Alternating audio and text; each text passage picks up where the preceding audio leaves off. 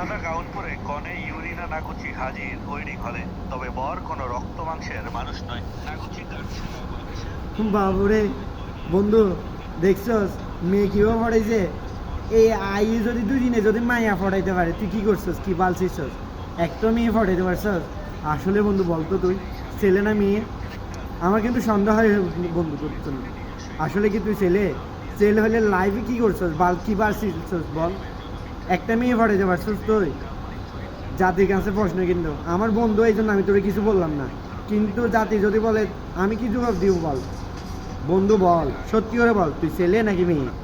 আমার প্রথম থেকে বলো। এ বন্ধু এখান থেকে কিছু শিখ। তুই যে চেহারা, এই চেহারায় কখনো মেয়ে পড়বে? তোর চেহারায় স্মার্ট হ, নিজেকে স্মার্ট কর, মেয়ে পড়া অনেক কিছু। বন্ধু আসলে হয়তো আমার বন্ধুর কথা তোর কানে না নিতে পারো, যখন এই জন্য বলতেছি অন্তত এখান থেকে শিখে হইলেও কিছু কর।